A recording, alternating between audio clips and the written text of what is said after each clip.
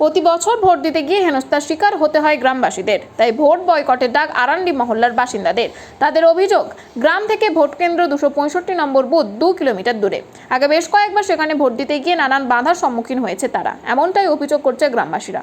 তারা অনেকবার এই বিষয়ে প্রশাসনের কাছে দাবি জানালেও মেলেনি কোনো ফল। তাই তাদের দাবি, এবার যদি ভোট কেন্দ্র আলাদা না করা হয় তবে তারা ভোট দিতে যাবেন না। এই নিয়ে আজ তারা একটি বিক্ষোভ দেখান। এই বিষয়ে গ্রামবাসীরা কি জানাচ্ছেন ওনাদের কাছ থেকে শুনবো বিস্তারিত। 24 আওয়ার্স আরামবাগের রিপোর্ট। আমাদের বুথ আলাদা করতে হবে, ভোট বয়কট করতে হবে, আমাদের আবেদন মানতে হবে, দাবি মানতে হবে, আমাদের বুথ আলাদা করতে হবে, আমাদের বুথ আলাদা করতে হবে, আমাদের বুথ আলাদা করতে হবে। আমরা ভোট বয়কট করবো, আমরা ভোট বয়কট করবো। নির্বাচন কমিশনের কাছে আমাদের আবেদন, আমাদের বুথ আলাদা করে দাও। নির্বাচন কমিশনের কাছে আমাদের আবেদন, আমাদের বুথটা আমরা আলাদা চাই।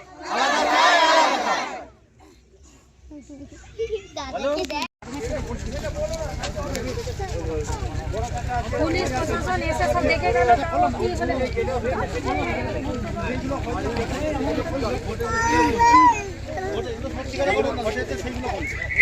আমরা ওই জন্যই তো পেয়ে বসেছে।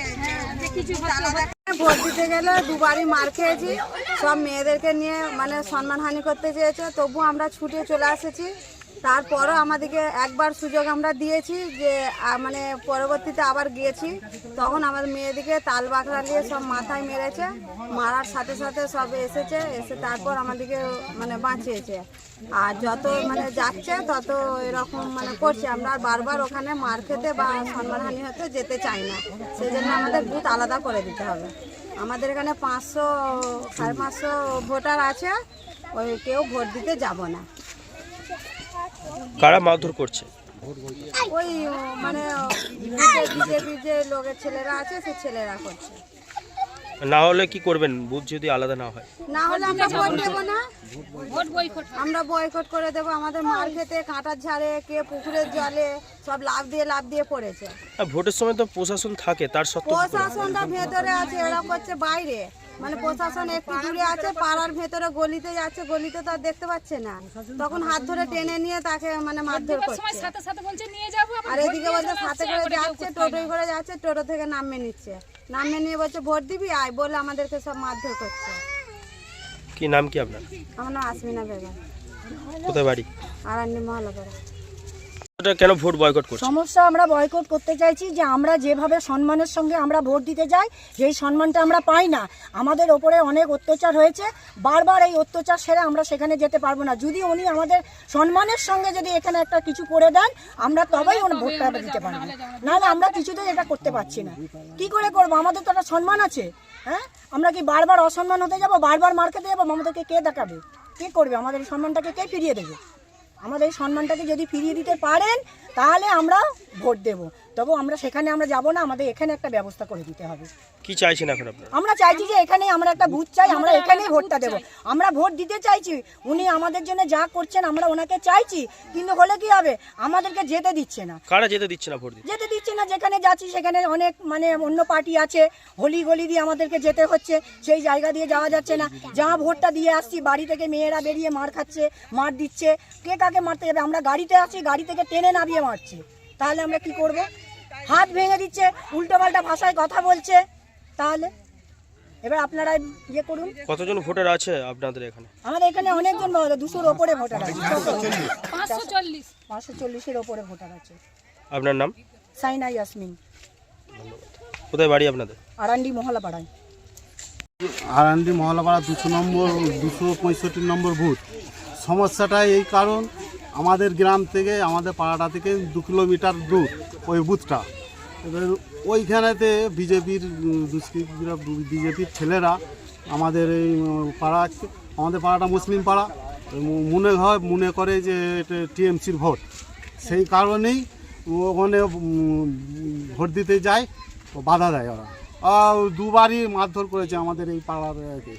ওই কারণে আমরা ভোট বয়কট করতে চাইছি যে ওখানে ভোট দিতে আমরা যাব না, আমাদের ভোটটা বুথটা আলাদা করা হোক, আমাদের এই হচ্ছে আবেদন।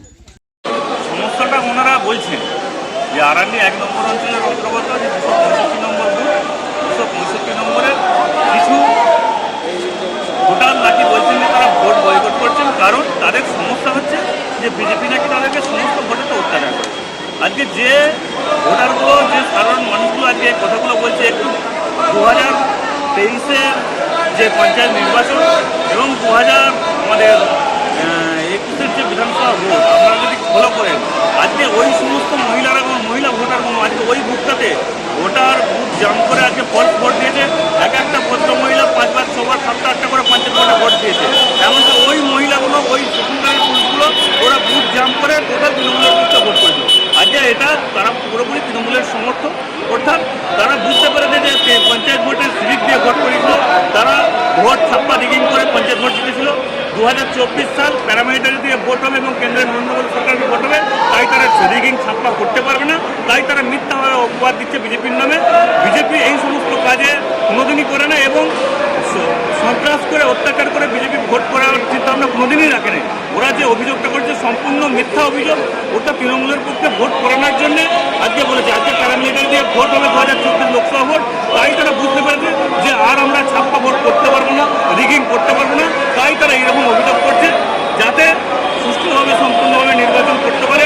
বিজেপি সবসময়ই শান্তিপূর্ণ নির্বাচনের পক্ষে, তাই বিজেপি আবারও বলছে 2021 এবং 2023-এ ওরা যে অত্যাচার করেছিল হিন্দু ভোটারদের উপর এবং আমাদের ভারতীয় জনতা পার্টির সমর্থকদের উপর, তারা 2024-এ সেই অত্যাচার বা বুথ জাম করতে পারবে না বলে আজকে আমরা মিথ্যা অভিযোগ করছি। ওরা যে অভিযোগটা করছে পুরোপুরি সম্পূর্ণ একটা মিথ্যা অভিযোগ। আরামবাগ লোকসভা করবে না।